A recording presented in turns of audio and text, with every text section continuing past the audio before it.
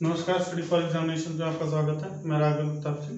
जैसा कि पिछली वीडियो में मैंने परंपरागत दृष्टिकोण पर चर्चा कर चुके हैं, आज हम चर्चा करेंगे अपने आधुनिक दृष्टिकोणों पर। ठीक है, जीआरसी की सीरीज चल रही है। मैंने फिर आपको याद दिलाना चाहूँगा कि प्लीज़ आप मेरा भी ख्याल कीजिए। मैं बहुत ही ज़्यादा लालची और बहुत ही ज़्यादा स्वार्थी इंसान हूँ, और जब तक मुझे कहीं पर कोई पारितोषिक नहीं मिलता है तब तक मैं किसी काम को करने में इंटरेस्ट ले ही नहीं पाता हूँ।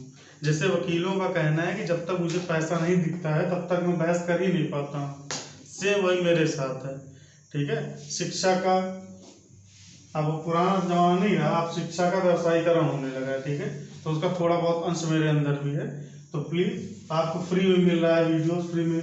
मैं बहुत मेहनत कर रहा हूँ, 4 किताबें पढ़ता हूँ, तब जाके आपके लिए मैं कंटेंट तैयार कर पाता हूँ। ठीक है, तो आप जो 6 घंटे में पढ़ोगे, मैं आपको 1 घंटे में कंटेंट दे दूंगा। ठीक है, तो आप प्लीज़ चैनल को अगर अच्छा लगे सब्सक्राइब कीजिए, लाइक कीजिए। अगर आपको कोई कमी लगती है तो आप कमेंट सेक्शन में उस चीज़ को बताइए, उसको ज़्यादा से ज़्यादा और जल्दी से जल्दी दूर करने की कोशिश करूँगा। ठीक है, और अच्छा लगे तो उस चीज़ को भी कमेंट सेक्शन में आप बताइए। ठीक है, आप चैनल को शेयर कीजिए ताकि आपके जैसे जिनको ज़रूरतमंद लोगों तक जल्दी से जल्दी वीडियो पहुँच सके और वो भी उसको सब्सक्राइब कर सकें। ठीक है, चलिए बहुत ज़्यादा बहस न करते हुए हम सीधे आते हैं। आज हम बात करेंगे इसकी आधुनिक दृष्टिकोण पर। पिछली वीडियो थोड़ी लंबी हो गई थी, हालांकि मैंने बहुत वीडियो बना पढ़ाया था, लेकिन फिर भी वीडियो बहुत लंबी हो गई थी। शायद ऐसी वीडियो आपको रोज मिले। मैं बहुत स्पीड में पढ़ाऊंगा, उसके लिए आप अपने वो यूट्यूब में एक बढ़िया ऑप्शन दिया गया है, आप स्पीड को कम भी कर सकते हो, पीछे करके देख भी सकते हो। ये लाइव क्लासेस नहीं चल रही है, ऑफलाइन क्लासेस देख चल रही है कि एक बार मिस हो गया दोबारा आप नहीं देख पाएंगे। ठीक है, चलिए आते हैं हम आधुनिक दृष्टिकोण पर। सभी अब देखिए, सभी समाज विज्ञानों का अध्ययन, सभी समाज विज्ञानों व सामाजिक अध्ययन का केंद्र बिंदु मानव व्यवहार है। ठीक है, और राजनीति विज्ञान का सामान्य मानव व्यवहार के राजनीतिक पहलू का अध्ययन है। ठीक है, यानी राजनीति विज्ञान में सामान्यता क्या होता है, मानव व्यवहार के राजनीतिक पहलू का अध्ययन किया जाता है। तो आपके काम का क्वेश्चन ये है, यहाँ पर पॉइंट ये है, क्वेश्चन आ सकता है कि राजनीति विज्ञान में सामान्यता किसका अध्ययन किया जाता है। तो राजनीति विज्ञान में सामान्यता मानव व्यवहार के राजनीतिक पहलू का अध्ययन किया जाता है। ठीक है, अब चलिए आते हैं 1960 के दशक में अमेरिका के शिकागो विश्वविद्यालय के राजनीति शास्त्रियों ने राजनीति विज्ञान को दार्शनिक पद्धति से मुक्त करने और उसके अध्ययन को अधिकाधिक वैज्ञानिक बनाने का प्रयत्न किया। ठीक है, 1960 के दशक में हुआ। ठीक है, क्योंकि तब तक इकोनॉमिक्स वगैरह अलग हो चुकी थी और उन्होंने वैज्ञानिकता अपने आप में धारण कर ली थी। तो ये हुआ कि राजनीति विज्ञान को भी वैज्ञानिकता के आधार पर पेश होना चाहिए। ठीक है, उसके पहले ये सब चीजें दर्शन के आधार पर चलती थी, है ना। जैसे हम लोग भगवान को मानते हैं तो चीजें कल्पनाओं पर चलती थी, दर्शन पर चलती थी, सिद्धांतों पर चलती थी, जो कि धरातल पर बहुत ज्यादा अच्छी नहीं होती थी। ठीक है, तो इसीलिए ये सोचा गया क्यों ना अब इसमें वैज्ञानिकता को इसमें जगह दी जाए, राजनीति विज्ञान में वैज्ञानिकता को जगह दी जाए। तो वो क्या था, ये क्वेश्चन आ सकता है 1960 के दशक में अमेरिका के, याद कर लीजिए क्वेश्चन आ सकता है कौन सा विश्वविद्यालय था, शिकागो विश्वविद्यालय। ठीक है, किस देश का था, अमेरिका का शिकागो विश्वविद्यालय। 1960 के दशक में अमेरिका के शिकागो विश्वविद्यालय के राजनीतिक शास्त्रियों ने राजनीति विज्ञान को दार्शनिक पद्धति से मुक्त करने और उसके अध्ययन को अधिकाधिक वैज्ञानिक बनाने का प्रयत्न किया। राजनीति विज्ञान को सामाजिक विज्ञान मानते हुए इसके अध्ययन को पूर्ण बनाने हेतु समाजशास्त्र, मनोविज्ञान, अर्थशास्त्र, मानवशास्त्र जैसे समाज विज्ञानों की वैज्ञानिक पद्धतियों को अपनाना उचित समझा।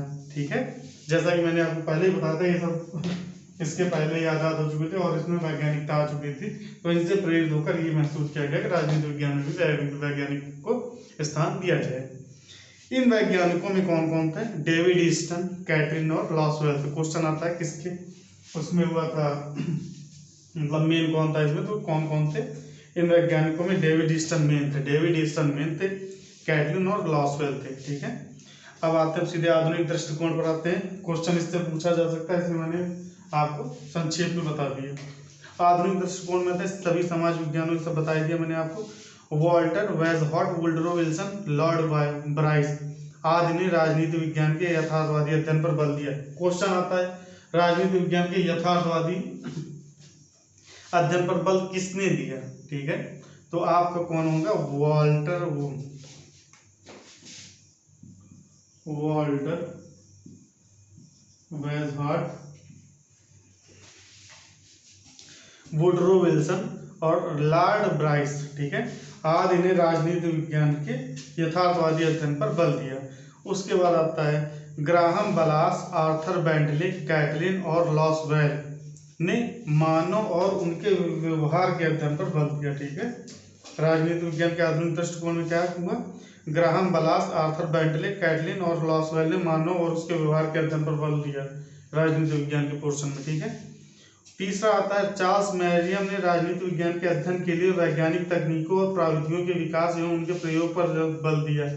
ठीक है, तो चार्ल्स मैरियम ने किसमें इन सब चीजों का जिक्र किया था ये भी जान लीजिए। न्यू एस्पेक्ट ऑफ पॉलिटिक्स जो उनकी रचना थी उसमें इन्होंने इस चीज का जिक्र किया था। ठीक, फिर आता है लॉसवेल ने अपनी पुस्तक साइकोपैथोलॉजी एंड पॉलिटिक्स। क्वेश्चन यहाँ से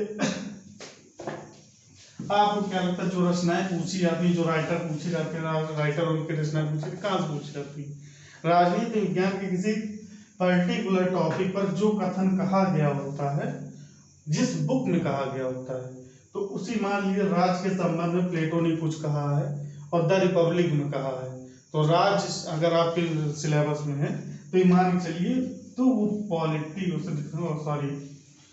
प्लेटो से रिलेटेड जिस ग्रंथ में कहा गया इसकी रचना पूछी जा सकती। प्लेटो की रचना कौन सी है? द रिपब्लिक किसकी रचना है? आप कभी कभी लगता है प्लेटो का जिक्र नहीं है, फिर भी ये प्लेटो की रचना कैसे पूछे? तो आउट ऑफ सिलेबस है, वो आउट ऑफ सिलेबस नहीं होता है। प्लेटो ने द रिपब्लिक में राज की अच्छी तरह से व्याख्या की है। ठीक है, इसलिए ये हो जाता है कि द रिपब्लिक किसकी रचना है, क्वेश्चन आ जाएगा। लेकिन आपको दूर से देखने पर लगता है प्लेटो तो था ही नहीं थिंकर है ना, तो कैसे पूछ लिया? आउट ऑफ सिलेबस आ गया, क्वेश्चन आउट ऑफ सिलेबस नहीं आता है। ठीक है, तो इन सब चीजों को समझिए। तो यहाँ से दो चीजें पता चल रही है। पहली, लॉसवेल की जो रचना कौन सी है या उसकी पुस्तक कौन सी है?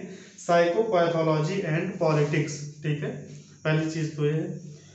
अब देखिए पूरा कथन क्या है। लॉसवेल ने अपनी पुस्तक साइकोपैथोलॉजी एंड पॉलिटिक्स में राजनीतिक घटनाओं एवं क्रियाओं की व्याख्या के लिए फ्राइड के मनोविज्ञान को आधार बनाया। क्वेश्चन दूसरा क्या बन सकता है?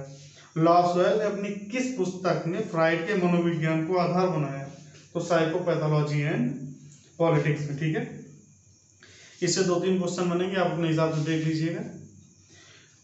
अगला जो है वो अगला पॉइंट है, द्वितीय विश्व युद्ध के पूर्व अमेरिका का शिकागो विश्वविद्यालय व्यवहारवादी राजनीति विज्ञान का कार्य क्षेत्र बन चुका था। ठीक है, अब आते हैं अर्थ परिभाषा, आधुनिक दृष्टिकोण की अर्थ एवं परिभाषा जो वास्तव में आपके उसमें मेंशन किया गया है सिलेबस में। ठीक है, तो चलिए आते हैं आधुनिक अवधारणाओं की दृष्टि से George Catlin, David Easton, Harold Lasswell और कापलान उल्लेखनीय है। ठीक है, ये सब मेन है। इन विद्वानों ने, क्वेश्चन आ सकता है आधुनिक दृष्टिकोण आधुनिक अवधारणाओं के विचारकों को पहचानिए, तो उन विचारकों में कौन कौन से होंगे आप नाम रख लीजिए। George Catlin, David Easton, Harold Lasswell और कापलान। डेविड ईस्टन काफी बार पूछे जा चुके हैं। ठीक है, इसलिए डेविड ईस्टन तो आपको रटे होने चाहिए, का नाम उल्लेखनीय है। इन विद्वानों ने राजनीति विज्ञान संबंधी अपने तथ्यों पर राजनीति के वास्तविक एवं व्यवहारिक संदर्भों पर बल देते हुए उसे शक्ति, प्रभाव, राजनीतिक औचित्य एवं सत्ता का अध्ययन माना है। ठीक है, क्या क्या अध्ययन माना है? सत्ता, राजनीति विज्ञान का अध्ययन क्या क्या माना है? शक्ति, प्रभाव, राजनीतिक औचित्य एवं सत्ता का अध्ययन माना है। ठीक है, राजनीति विज्ञान को आधुनिक दृष्टिकोण के समर्थकों द्वारा राजनीति विज्ञान के संदर्भ में प्रस्तुत विचार 4 तरह के इसमें विचार प्रस्तुत होते हैं। विचार बताए थे, राज्य, सरकार, राज्य और सरकार दोनों, उसके बाद मानव प्रक्रियाओं का अध्ययन। ठीक है, इसमें भी 4 पॉइंट है। पहला पॉइंट है राजनीति विज्ञान मानव क्रियाओं का अध्ययन है। पहला पॉइंट क्या है?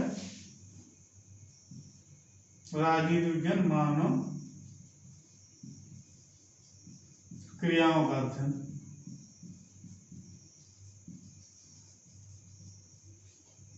दूसरा पॉइंट है राजनीति विज्ञान शक्ति का अध्ययन।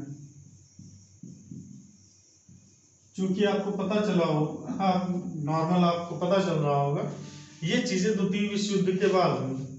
ठीक है। तो शिकागो विश्वविद्यालय में जो आपकी बैठक हुई थी वो आपकी कब हुई थी, वो आपकी सॉरी 1948 में हुई थी ना। और इस समय द्वितीय विश्व युद्ध खत्म हो चुका था। अब चूंकि महाशक्तियों का उदय हो चुका था, दो महाशक्तियां आ गई थी। कौन कौन सी थी आपकी, रूस और यूएसएसआर, और दूसरी थी अमेरिका, ठीक है। तो वहां से विचार निकल गया कि राजनीति विज्ञान शक्तियों का अध्ययन है, ठीक।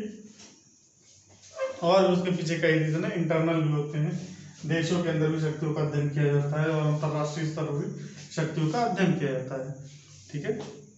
और शायद कोल्ड वॉर भी स्टार्ट हो चुका था। तो इन सब चीजों को प्रभावित होकर कहा गया शक्ति का अध्ययन राजनीति विज्ञान का है, शक्ति का अध्ययन है। उसके बाद कहा गया राजनीति विज्ञान राज्य व्यवस्थाओं का अध्ययन है। राजनीति विज्ञान क्या है, राज्य व्यवस्थाओं का अध्ययन है।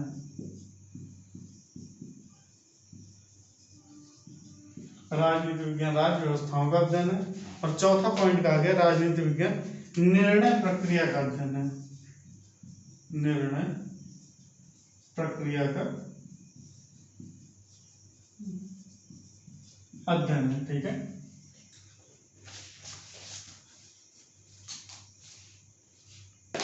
अब देखिए जो आपका पहला पॉइंट है, राजनीति विज्ञान मानव क्रियाओं का अध्ययन है। और इसके पहले वाले में क्या कहा गया था, परंपरागत वाले में आपको कहा गया था राजनीति विज्ञान मानव तत्वों के संदर्भ में अध्ययन है, ठीक है। मानव तत्वों के संदर्भ में अध्ययन है। उसमें क्या किया गया है, मानव क्रियाओं, उसमें मानव तत्व, इसमें मानव क्रियाओं का अध्ययन, ठीक है। अब देखते हैं राजनीति विज्ञान मानव क्रियाओं का अध्ययन है। इस विचार के अनुसार राजनीति विज्ञान मानव के राजनीतिक व्यवहार एवं क्रियाओं का अध्ययन करता है। इसके अनुसार क्या है, राजनीति विज्ञान मानव के राजनीतिक व्यवहार एवं क्रियाओं का अध्ययन करता है। मानव व्यवहार को गैर राजनीतिक कारक भी प्रभावित करते हैं। इन सभी कारकों को राजनीतिक विज्ञान में अध्ययन किया जाता है, ठीक है। अब यहाँ पर आता है ए हर्ड एवं हटिंगटन,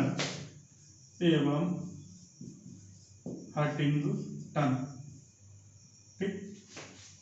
इनके अनुसार इनका कथन क्या है, ए हर्ड एवं हटिंगटन के अनुसार राजनीतिक व्यवहारवाद शासन को मानव और उसके समुदायों के कार्यों की एक प्रक्रिया के रूप में स्वीकारता है, ठीक। अगला आता है हज़ार एवं स्टीवेंसन के अनुसार,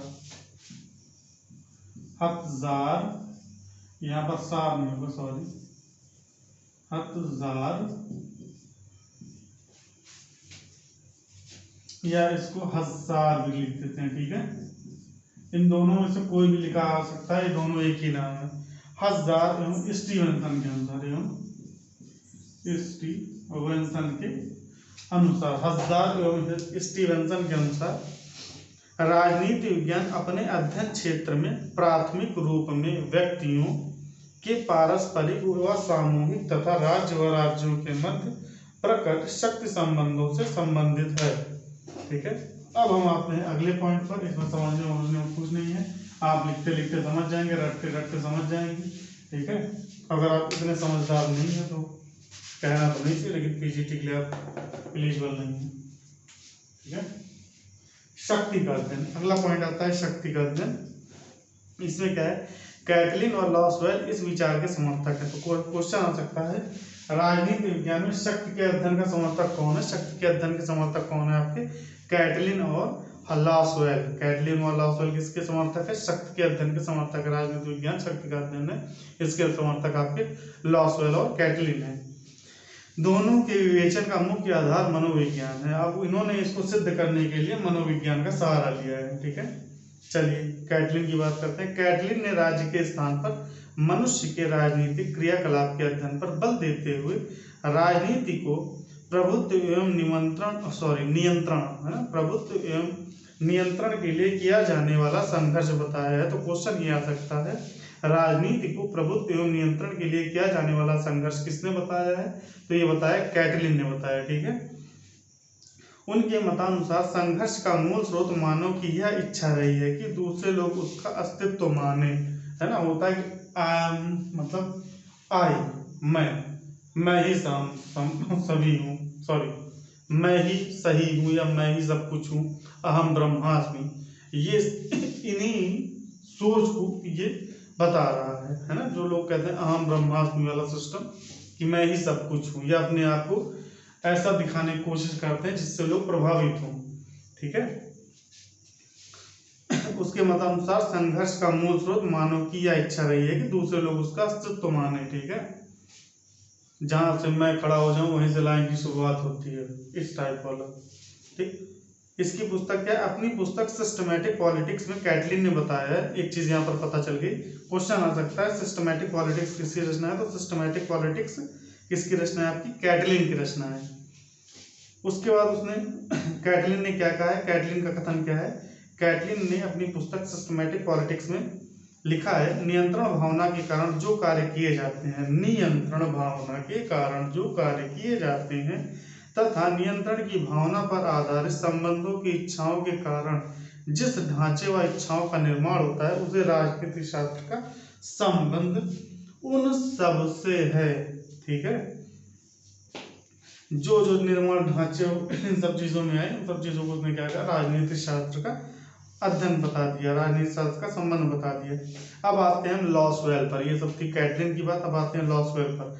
लॉसवेल मानता है कि समाज में कतिपय मूल्यों व मूल्यवान व्यक्तियों की प्राप्ति के लिए हर व्यक्ति अपना प्रभाव डालने की चेष्टा करता है तथा प्रभाव चेष्टा में शक्ति भाव निहित रहता है। अब यहाँ पर आता है लॉसवेल के अनुसार, अब कथन आ गया लॉसवेल क्या कहता है? राजनीति शास्त्र का अभीष्ट वह राजनीति है जो बतलाए कि कौन क्या कब और कैसे प्राप्त करता है। तो यहाँ पर सिंपल सी बात रख लीजिए, जब WH टाइप का कोई कथन आए तो जहां तक वो लॉसवेल का ही होगा, 80% ये मान के चलिएगा वो लॉसवेल का ही है, ठीक है, ये वाला कथन, क्योंकि इसने WH के सारे शब्दों का प्रयोग किया है। फिर से सुन लीजिए, लॉसवेल के अनुसार, ये क्वेश्चन इंपॉर्टेंट भी है, रट लीजिए। राजनीति शास्त्र का अभीष्ट वह राजनीति है जो बतलाए कि कौन क्या कब और कैसे प्राप्त करता है। अगला कथन है, राजनीतिक क्रियाकलाप का प्रारंभ उस परिस्थिति से होता है जिसमें कर्ता विभिन्न मूल्यों की प्राप्ति के लिए प्रयत्न करता है तथा शक्ति उसकी आवश्यक शर्त होती है। तो शक्ति उसकी आवश्यक शर्त होती है, लॉसवेल, ठीक है। ये कथन पूछा जा चुका है, आप प्रीवियस क्वेश्चन पेपर में देखेंगे तो इस कथन को पूछा गया, लेकिन थोड़ा घुमा के पूछा गया, ठीक है। इसलिए मैं कह रहा हूँ सार को समझिए। अब चलते हैं, आगे बढ़ते हैं। अगला है राजनीति विज्ञान राज्य व्यवस्थाओं का अध्ययन है। राजनीति विज्ञान किसका अध्ययन है?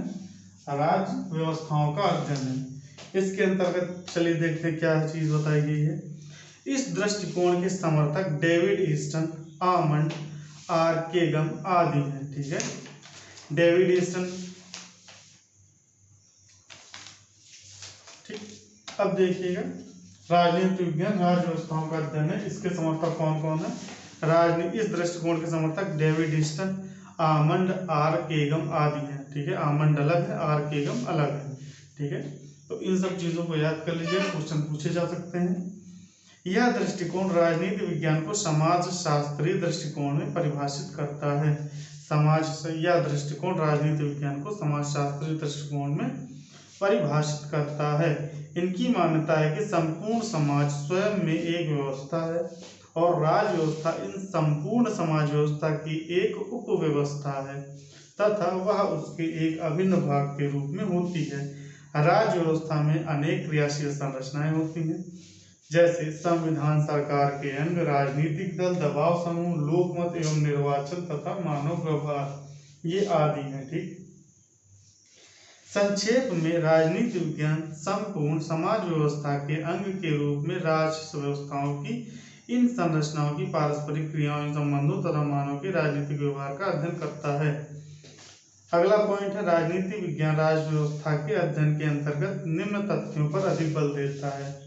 संपूर्ण समाज व्यवस्था के अंग के रूप में राजनीतिक प्रक्रिया का अध्ययन, व्यवस्था की संरचना एवं समूह के पारस्परिक संबंधों का अध्ययन, ठीक है।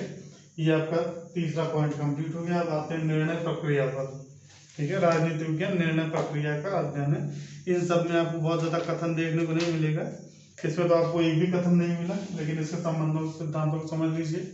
ठीक है, चीजों को समझते हुए चलिएगा, मैं नहीं समझा रहा हूँ इसका मतलब आप अपना दिमाग नहीं लगाएंगे, तथ्यों को रखिए, थोड़ा बहुत चीजों को भी समझ लीजिए ताकि आप क्वेश्चंस को सॉर्ट आउट कर सकें।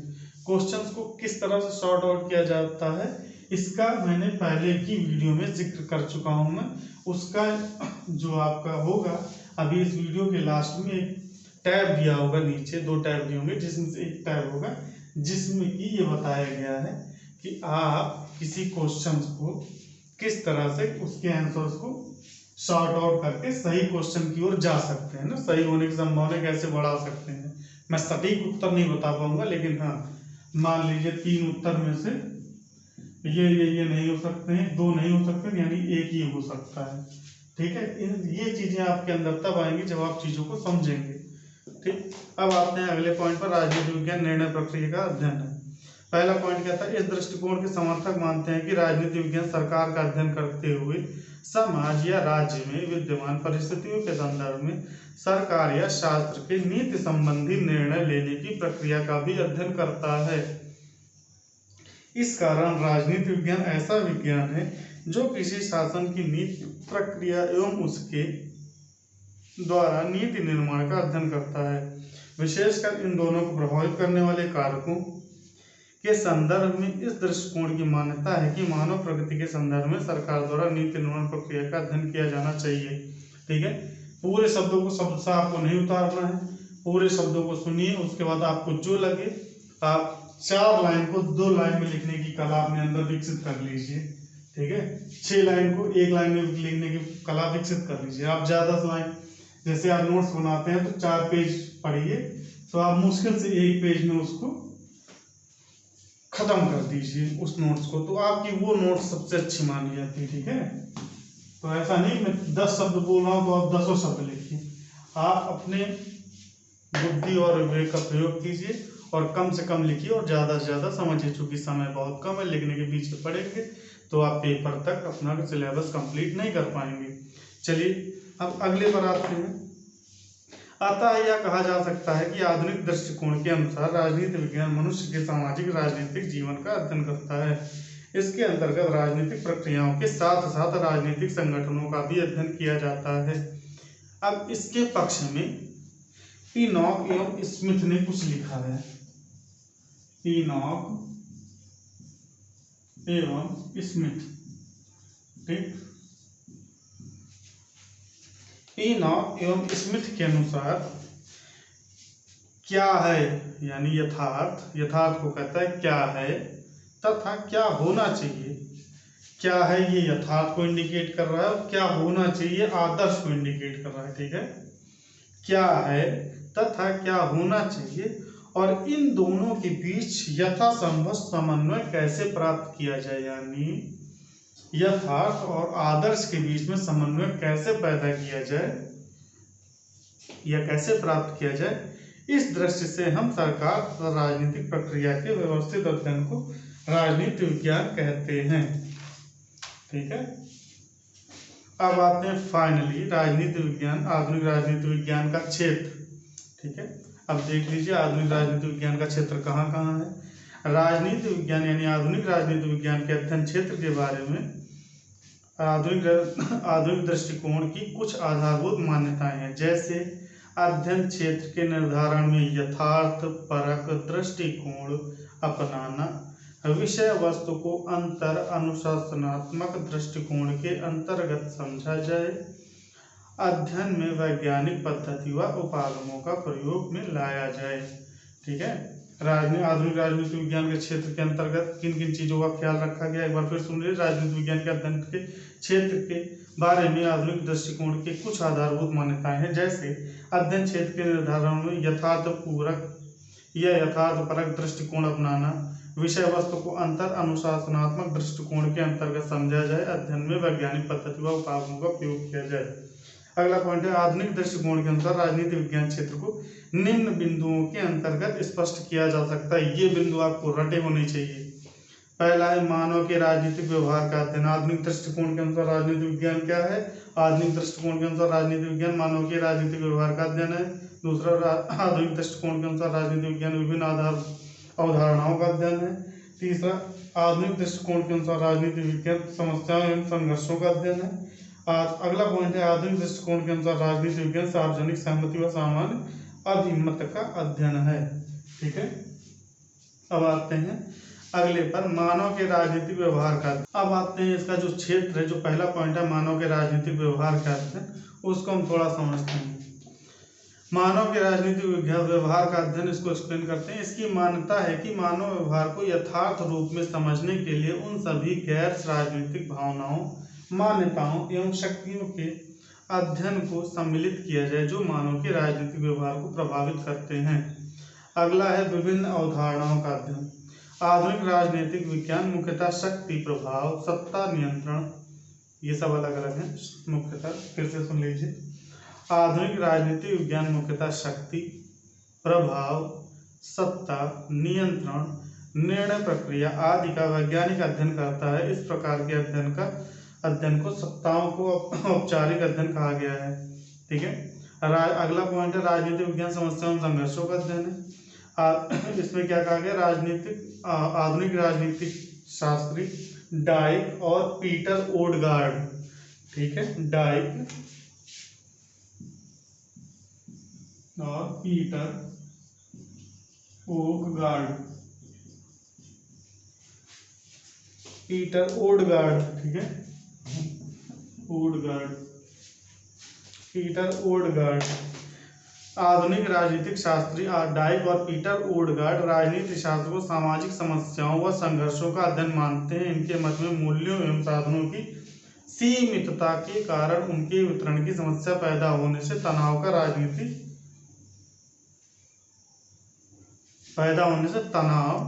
राजनीति का प्रारंभ हो जाता है। ठीक है, होने से जो तनाव होता है उससे राजनीति का प्रारंभ शुरू हो जाता है। डाइक ने राजनीति को सार्वजनिक समस्याओं पर परस्पर विरोधी इच्छाओं वाले पात्रों के संघर्ष की राजनीति कहा है। डाइक ने क्या कहा? डाइक ने राजनीति को सार्वजनिक समस्याओं पर परस्पर विरोधी इच्छाओं वाले पात्रों के संघर्षों की राजनीति कहा है। फिर पीटर ओडगार्ड की मान्यता है कि संघर्ष में राजनीति के अलावा अन्य बाह्य तत्वों का नियंत्रण नहीं होना चाहिए। ठीक है, अब आते हैं सार्वजनिक सहमति व सामान्य अभिमत का अध्ययन। लास्ट वाला पॉइंट था सार्वजनिक सहमति व सामान्य अभिमत का अध्ययन। कुछ विद्वानों के मत में संघर्ष के लिए नहीं वरन सामान्य सहमति व सामान्य अभिमत को प्रभावित करने के लिए होता है। इसके पक्ष में एडवर्ड वेनफील्ड क्या कहते हैं? एडवर्ड वेनफील्ड के अनुसार किसी मसले को संघर्ष में बनाने अथवा सुलझाने वाली गतिविधियों जैसे समझौता, वार्ता, तर्क वितर्क, विचार विमर्श, शक्ति प्रयोग, है ना, आज सभी राजनीति का अंग हैं। तो क्या कह रहा है? किसी मसले को संघर्ष में बनाने अथवा सुलझाने वाली गतिविधियों जैसे समझौता, वार्ता, तर्क वितर्क, विचार विमर्श, शक्ति प्रयोग आदि सभी राजनीति का अंग हैं। अब देखिए, उपरोक्त विश्लेषणों से स्पष्ट है कि आधुनिक दृष्टिकोण के विद्वानों में सभी की मान्यता है। अब देखिएगा, संपूर्ण के तौर पर लिखा हुआ है, राजनीति विज्ञान का अध्ययन क्षेत्र यथार्थवादी हो। इसके अध्ययन में अंतर अनुशासनात्मक दृष्टिकोण व वैज्ञानिक पद्धति का प्रयोग होना चाहिए। और आज से हमारा राजनीति विज्ञान का टॉपिक खत्म हुआ। जो पहला पॉइंट था राजनीति विज्ञान विषय क्षेत्र, अर्थ परिभाषा और महत्व। ठीक है, अब इसके बाद हम अपनी बुक से मुझे जो जो इम्पोर्टेंट लगेगा उसको मैंने हाईलाइट कर लिया है। अगले वीडियो में मैं आपको जल्दी और उसको बिना मैं एक्सप्लेन करने का मेरे पास टाइम नहीं है, मैं बहुत ज़्यादा समझा पाऊंगा, लेकिन किसने किसी चीज़ के बारे में कौन कौन से कथन कहे हैं उसको मैं ज़रूर लिखूंगा। आपके एग्जामिनेशन की दृष्टिकोण से क्या क्या इम्पोर्टेंट है उसको मैंने पहले से ही हाईलाइट कर लिया है और उसको मैं आपको सीधे लिखवाऊंगा जैसे मैंने आज लिखवाया है। ठीक है, आप बिल्कुल मत सोचिएगा कि मैं आपको समझा पाऊंगा, थोड़ा बहुत समझा दूंगा, बहुत बड़ी बात है, मैं आपको इसी तरह लिखवाऊंगा। आप सिर्फ नोट्स बनाइए, फैक्ट को रटिए और जाइए पेपर में उसी को उगल दीजिए। ठीक है, आपको बस मेंस के लिए 60% मार्क्स लाने हैं। ठीक है, 60% मार्क्स आप लेते आते हो तो आप बढ़िया सीना तान के घर में बैठे रहिए और मेंस की तैयारी शुरू कर दीजिए। रिजल्ट की टेंशन आपको नहीं रहेगी। फैक्ट आपका 80 से 90% तक आता है। ठीक है, मिनिमम आएगा 75 से 80%, मिनिमम सबसे कम आएगा, तो बाकी 80 से 90% आपका फैक्ट ही आता है। ठीक है, तो 60% में आपका हो जाना है और 60% आप पा लेंगे। रोज प्रॉपर वीडियो देखिए। अगर मैंने पूरी वीडियो बना दी तो वीडियो पूरी मैं तभी बना पाऊंगा, मैंने पहले ही कह दिया मैं आलसी और स्वार्थी हूँ, तो भैया सब्सक्राइबर बढ़ते रहेंगे तो वीडियो रोज अपलोड होती रहेगी। सब्सक्राइबर नहीं बढ़ेंगे तो शायद मैं ढीला पड़ जाऊँ, है ना। मैं जानबूझ के ढीला नहीं पड़ता हूँ, पता नहीं क्यों आदत ही है ऐसी कि अगर नहीं मिलता है कोई पारितोषिक तो मैं कोई काम मन से कर ही नहीं पाता हूँ, और पारितोषिक मिलता रहता तो मैं उसी काम को बहुत अच्छे से करता हूँ। ठीक है, वीडियो को देखते रहिए, सबसे पहला काम। दूसरा काम, आपके पास जो भी बुक अवेलेबल है, अलग से अब मार्केट में जाके भी किताब खरीदने की जरूरत नहीं है, किताब ढूंढने की जरूरत नहीं है। जो समय था आप खो चुके हैं। अब आपके पास जो अवेलेबल है उसको पढ़िए, नहीं अवेलेबल तो मत पढ़िए, आप खरीदिए भी नहीं। सोचिए, मेरे दिमाग में 1% का जोर मत डालिए कि मुझे कोई किताब खरीदनी है। अगर किताब आपके पास रखी है, आपने उसको एक बार पढ़ा नहीं, तो मेरी ये मंशा है कि आप उसको पढ़िए ही नहीं। लेकिन अगर आपको लगता है पढ़ लेना चाहिए तो आप पढ़ लीजिए। ठीक है, लेकिन उससे नोट्स ना बनाइए, नोट्स बिल्कुल मत बनाइएगा। उसमें हाईलाइट कीजिए, पेंसिल चलाइए, पेन चलाइए, किताब को बिल्कुल गंदा कर दीजिए, लेकिन नोट्स मत बनाइए। नोट्स बनाने का टाइम नहीं रह गया है। ठीक है, मेरे वीडियोस में भी आपको जो लगे नोट करना है, मैं 6 लाइन बोलता हूँ तो आप कोशिश कीजिए उन 6 लाइन को समेट के 1 लाइन में कैसे कन्वर्ट किया जाए, उस पर काम कीजिए। ठीक है, उस किताब को पढ़िए। 4 किताबें हैं आपके पास, कुछ लोग हैं जिनके पास किताबें नहीं है तो किताबें मत खरीदिए। कुछ लोग हैं जिनके पास 1 किताब है, तो प्लीज उस किताब को पढ़िए, उससे नोट्स मत बनाइए, बस उसमें हाईलाइट करते जाइए, पेंसिल से पूछते जाइए, पेन से पूछते जाइए। ठीक है, जिसके पास 4 या 5 किताबें हैं उसी चीज को लेकर, वो किसी एक किताब को उठाएं, बाकी किताबों को किनारे कर दें और उसी एक किताब पर बिल्कुल ब्लाइंडली भरोसा करें। जैसे कि हम देखते हैं कि महाभारत में था, वो द्रोणाचार्य को अपना अंगूठा काट के दे दिया था, कौन था, नाम नहीं याद आ रहा है ना। उसी की तरह आपको भी एकदम ब्लाइंडली भरोसा करना है। उस किताब को उठाइए, बस बैठ के पढ़ना शुरू कीजिए। किसी भी किताब में 100% ना सही होता है ना 100% गलत होता है। ठीक है, तो कोई किताब खराब नहीं होती, जो किताब है उसको ब्लाइंडली पढ़िए। तीसरा, आप क्या कीजिए, प्रीवियस ईयर क्वेश्चन पेपर को बार बार पढ़िए, बार बार देखिए, बार बार देखिए, बार बार देखिए। इससे आपको ये पता चलेगा क्वेश्चन पैटर्न किस तरह का होता है। जब आप क्वेश्चंस के पैटर्न को समझ लेंगे तो आपको 1000 के पेज की किताब को आप आराम से 400 पेज में बदल देंगे। ठीक है, और दोबारा पढ़ेंगे तो वही 300 पेज में बदल जाएंगे, और दोबारा पढ़ेंगे 200 पेज में बदल जाएंगे। एक टाइम आएगा कि आप 2 घंटे पूरी बुक खत्म कर डालेंगे। ठीक है, जिस बुक को पढ़ने में आपको 1 हफ्ता लग रहा है, उस बुक को आप क्या करेंगे, जब आपको फैक्ट पता होंगे उसके कि किस तरह के क्वेश्चन, उसकी प्रकृति कैसी क्वेश्चंस की, तब आप उसको आराम से कम समय में अच्छे से पढ़ सकते हैं। तो आप होता क्या, आप ये सेलेक्ट कर लेते हैं कि ये मेरे काम का है, बाकी का इस 10 लाइन में मेरे काम के लिए बस यही 1 लाइन का ये आधा वाला पोर्शन है, बाकी मेरे काम का नहीं है, ये तो सिर्फ कहानी लिखी गई है। ठीक है, तो ये फायदा होता है।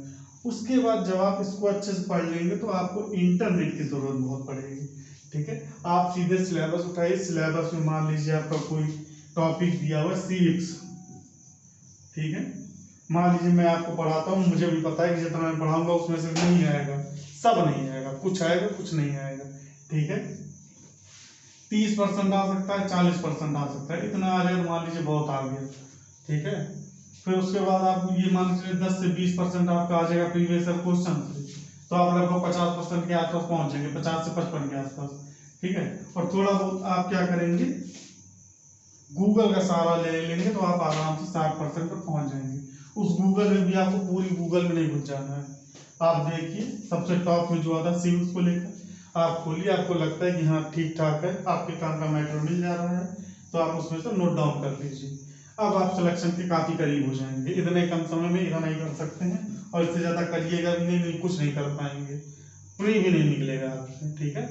जब आपका ये निकल जाए प्री, आराम से 3 महीने का समय बचेगा, चूंकि आपकी बेसिक चीजें, मोटी मोटी चीजें पता चल गई। अब आप किताबों को पढ़कर अपने कॉन्सेप्ट को क्लियर कर सकते हैं ना। उसके बाद मैं भी आपकी अपनी वीडियो बनाने लगूंगा कॉन्सेप्चुअल, ठीक है। तो आपको बहुत ज्यादा परेशान होने की जरूरत नहीं है, आराम से आप पढ़िए, वीडियोस को देखिए, सब्सक्राइब जरूर कीजिए। अपने आसपास जो आपकी जान पहचान में जो पॉलिटिकल साइंस, जीआईसी या पीजीडी की क्लासेस करना चाहते हैं या पीजीडी का फॉर्म भरे हैं, उनको भी आप लिंक भेजिए, शेयर कीजिए और उनसे भी कहिए सब्सक्राइब करें। और आपको जो अच्छा लगे वो भी कमेंट में बताइए, और जो आपको लगे कि ये चीज और अच्छी की जा सकती है उसको भी आप कमेंट में बताइए, ठीक है। मैं जल्दी से जल्दी ज्यादा से ज्यादा सुधार करने में विश्वास करता हूँ, ठीक है। मैं आपको परफेक्ट देना चाहता हूँ, क्योंकि हर इंसान परफेक्ट नहीं होता, इसलिए मैं हमेशा गुड से बेटर की ओर बढ़ता हूँ और बेटर से बेस्ट की ओर बढ़ता हूँ, ठीक है। ये मुझे पता है कि मैं बेस्ट नहीं हूँ, और बेस्ट कोई नहीं होता है, लेकिन जो अपने अंदर इसके लिए तत्पर रहता है वो बहुत आगे जाता है, ठीक है। तो मैं हमेशा अपने आप को गुड से बेटर और बेटर से बेस्ट की ओर ले जाने में विश्वास रखता हूँ, और इसमें आप ही मेरी मदद कर सकते हैं। आप ही मेरे आप ही मेरे आलोचक हैं और आप ही मेरे प्रशंसक हैं। तो आप मेरी प्रशंसा करेंगे तो मैं उस चीज को पकड़ के रखूंगा, और जिस चीज की आलोचना करेंगे उस चीज को मैं दूर करूंगा, और उसकी कमियों को दूर करके अच्छा बनाने की कोशिश करूंगा, ठीक है। तो आज के लिए इतना ही, धन्यवाद।